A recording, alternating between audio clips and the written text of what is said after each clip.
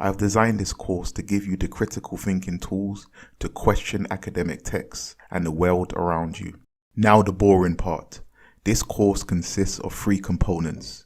The first component is this video, which outlines 3 critical thinking processes. The second component is a task sheet which contains questions related to the content of this video.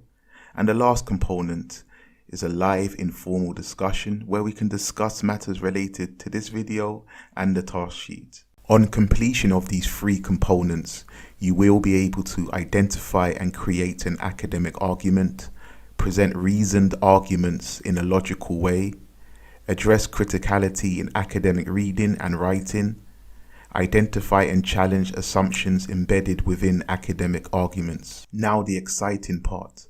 I will outline 3 critical thinking questions to undermine academic texts. The word undermine comes from the medieval practice of destabilizing a structure by digging underneath it, which would bring the structure crashing down to the ground. Likewise, we will not directly attack an argument. Instead, we will dig at its foundations to demolish it. Sometimes the best way to take the castle is to go under the walls, not over them.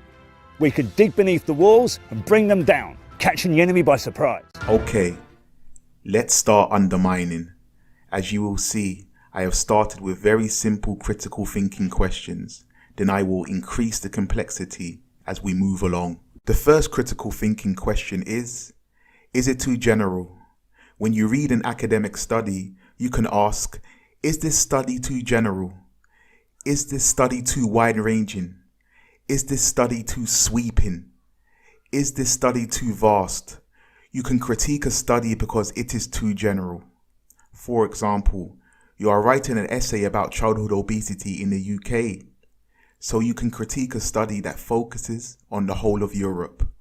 Or the focus of your essay may be on Black and Asian communities. So you can critique a study that concentrates on the wider population. Or the focus of your essay may be a certain time period. So you can critique a study that focuses on a wider time period. What does this look like in writing? Johnson's study is too generic to aid my analysis. Although Johnson's paper tackles a similar area, his coverage is too broad to inform this essay.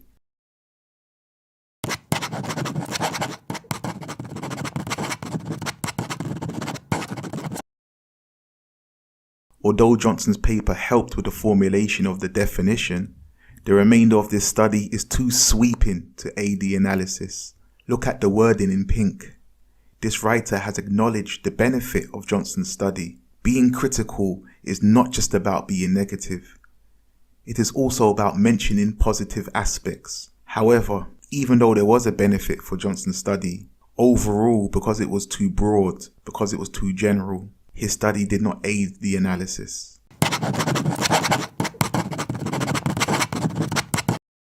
Johnson's study fails to appreciate the importance of focusing on a single community. This last sentence can be developed into a larger, more negative paragraph that criticizes Johnson for not looking at a single community. Johnson is actually creating harm now. He is doing something highly inappropriate because his paper is too generic. His conflation of communities prevents us from seeing an accurate picture.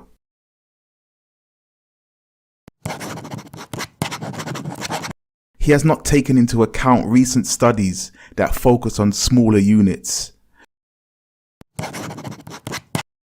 Such broad strokes have limited usage.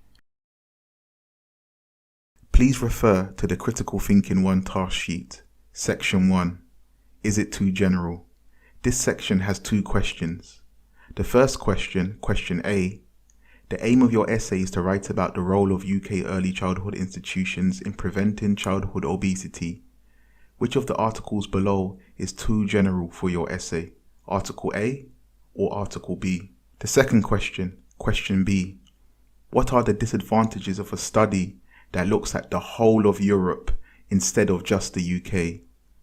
Jot down 2 or 3 disadvantages. The second critical question is it outdated?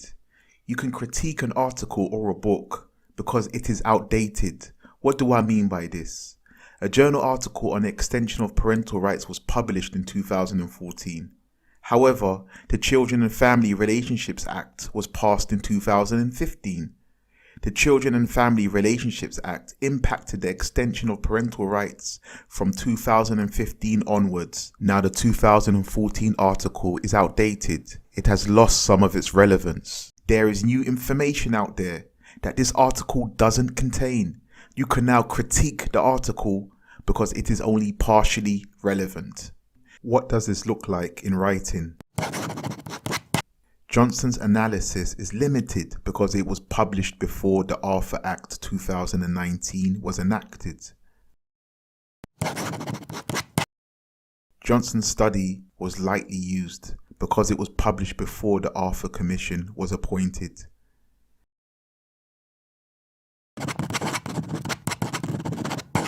Several monumental events have occurred since Johnson wrote about intersectionality.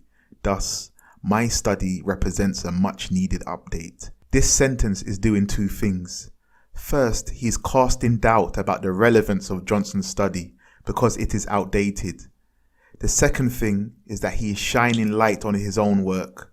By his claim of an update, he has given his work an excellent rationale and a noble purpose. He is telling the marker why his work is special and exceptional. Johnson's study is irrelevant. My study has come to replace it. This writer can spend the rest of the paragraph explaining the need for an update, patting himself on the back.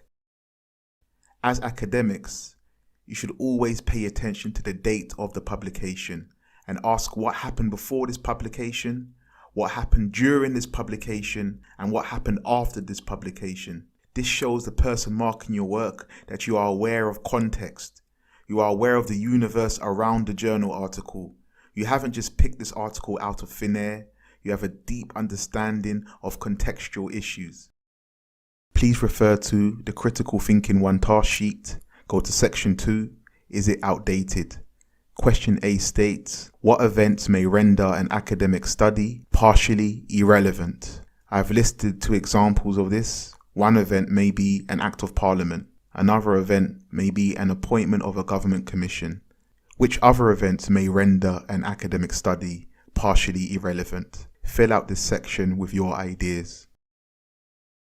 The third and last critical question for this session is, has anything really changed? When issues are presented as new or modern, you argue that not much has changed. Nothing has changed. Nothing has changed. When someone puts forward a new theory, a new model, a new threat, a new climate, a new social ill, a new moral panic, you critique this by showing that not much has changed. There is something from the past that resembles this thing that you are calling new. There is always something from yesterday that resembles something today. An example of this type of discourse is found in the exchange between newscaster Jon Snow and social commentator Akala. Yeah, well, so a lot of the research I did, when you look at scholars like Andrew Davies, who writes books about the history of gang crime in Glasgow and Manchester, or Robert McKilwee, who's got volumes of stuff about the history of gang crime in Liverpool, what you see firstly is that this is not a new problem. Every generation pretends gang crime is a new problem. So when you look at the press reports they cite in their scholarship, it's this same sort of sense of moral panic, this unprecedented thing. When actually we've had violent teenage youth gangs for 150, 200 years, maybe even longer. And the social indicators of that violence have remained identical for almost 200 years, as have the sort of facile explanations of And those social indicators are? Poverty, domestic abuse, lack of education, so expulsion from school. So for example, almost half the people in prison today in Britain were expelled from school as children, versus just 1% in the population as a whole. Among young people, about half the young people in young offenders institutes were at some point in care growing up, versus about 1% in the population as a whole. So social indicators have remained identical. Whenever you see something being presented as new, your critical senses should be alerted. Rarely do things change overnight. Here are some examples of critical responses. The Conservative government has launched an unprecedented attack on the early childhood sector. This will forever change the face of early childhood institutions.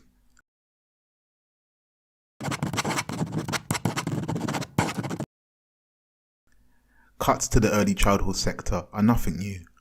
This sector has long suffered cuts, yet it has managed to survive and find alternative sources of revenue. Children's interactions with technology is rewiring their brains permanently. This is a worrying new development.